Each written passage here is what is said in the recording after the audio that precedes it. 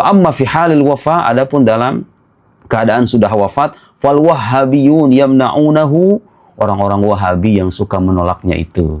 Beliau udah tahu, mutawahimin anal maut yahul duna tahaqquqi. Mereka mengira bahwa kematian itu menjadi penghalang gitu loh. Wa huwa ghalatun zahir, itu kesalahan yang jelas. Kata siapa? Kata Abdullah Siddiq Al-Ghumari, bukan kata saya. Di amma fi halil wafa, adapun dalam keadaan sudah wafat, fal wahhabiyun yamna'unahu, orang-orang Wahabi yang suka menolaknya itu. Beliau udah tahu, mutawahimin anal maut yahul duna tahaqquqi. Mereka mengira bahwa kematian itu menjadi penghalang gitu loh. Wa huwa ghalatun zahir, itu kesalahan yang jelas. Kata siapa? Kata Abdullah Siddiq Al-Ghumari, bukan kata saya. Di kelompok ekstrim yang seringkali keluar-keluar tentang bid'ah, tawasul bid'ah, dan kemudian tahlilan bid'ah, acara haul bid'ah, tradisi-tradisi yang menjadi amaliyah dari aswaja dianggap bid'ah. Silahkan ditanggapi dengan baik, dalilnya mana, referensinya mana, argumentasinya mana, dan bagaimana cara mengembangkan dalil itu sendiri.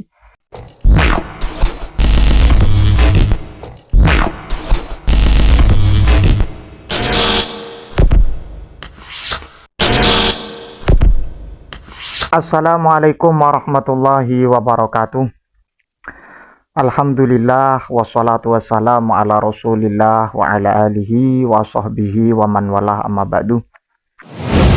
Sahabat yang dimuliakan Allah subhanahu wa ta'ala, mudah-mudahan senantiasa kita diberikan kesehatan oleh Allah. Sehat jasmani, sehat rohani, segala urusan kita diberikan kelancaran, amin ya rabbal alamin. Pada kesempatan kali ini saya akan memberikan satu sajian yang berdasarkan apa yang telah disampaikan oleh beliau Al-Ustadz Nuruddin.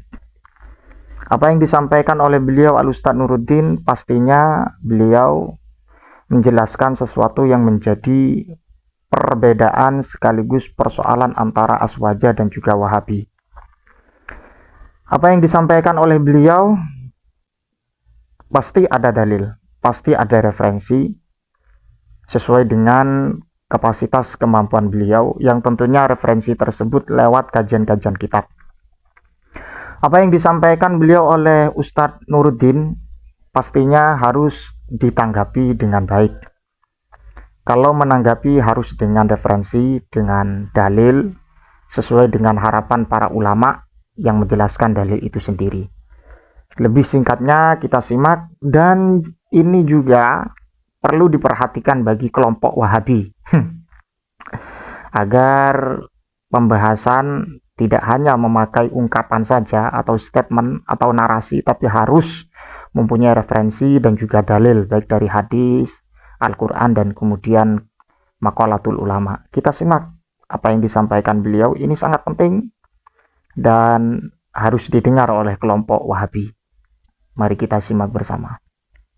Rahimah, maka mereka akan mendapati Allah sebagai zat yang maha menerima taubat dan maha pengasih.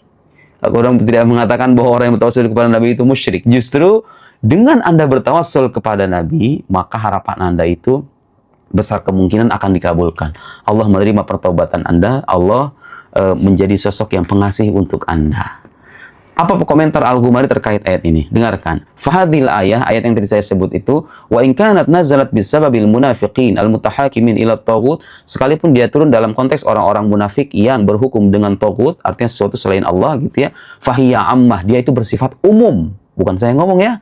Ahli usul fiqih dari Maroko, Syekh Abdul Siddiq Al-Ghumari, 19 jilid karangannya. Amatun tashmal kulla asin wa muqassirin, mencakup semua orang yang bermaksiat dan orang-orang yang lalai, termasuk orang muslim.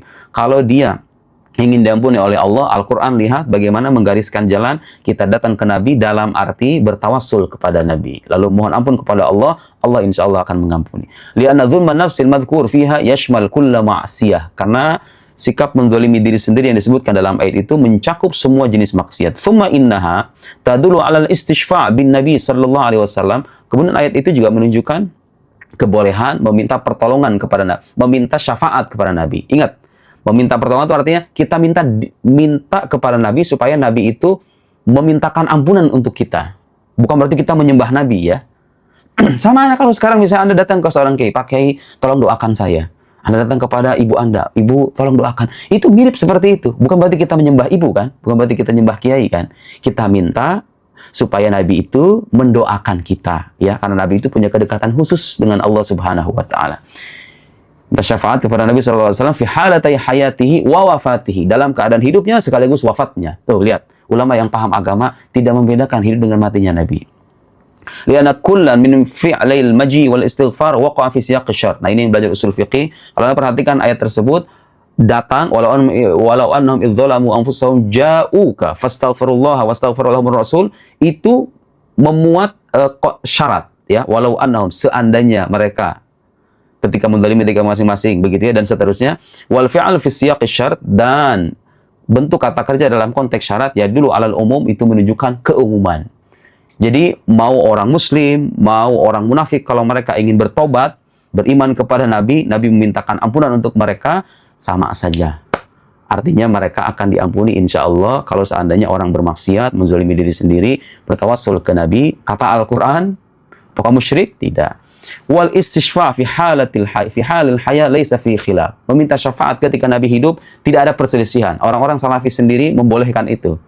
Wa amma fi halil wafa, adapun dalam keadaan sudah wafat, fal wahhabiyun yamna'unahu, orang-orang Wahabi yang suka menolaknya itu. Beliau udah tahu, mutawahimin anal maut yahul duna tahaqquqi. Mereka mengira bahwa kematian itu menjadi penghalang gitu loh. Wa huwa ghalatun zahir, itu kesalahan yang jelas. Kata siapa? Kata Abdullah Siddiq Al-Ghumari, bukan kata saya. Li annal anbiya ahya'un fi qubur. Karena para nabi itu pada hakikatnya hidup di kuburannya. Yurzaqun bidalilil kitab was sunnah wal ijma, dengan dalil kitab, sunnah dan ijma. Lihat, di antara sunnah misalnya hadis yang masyhur, tu'radu alayya amalukum, amalan kalian itu diperlihatkan kepadaku. Lihat, hadis menyebutkan bahwa amalan kita itu. Sahabat yang dimuliakan Allah Subhanahu wa taala, apa yang disampaikan beliau harus ditanggapi oleh kelompok Wahabi atau kelompok ekstrim yang seringkali keluar-keluar tentang bid'ah, tawasul bid'ah, dan kemudian tahlilan bid'ah, acara haul bid'ah, tradisi-tradisi yang menjadi amaliyah dari aswaja dianggap bid'ah. Silahkan ditanggapi dengan baik, dalilnya mana, referensinya mana, argumentasinya mana, dan bagaimana cara mengembangkan dalil itu sendiri sesuai dengan yang termaksud dari dalil tersebut.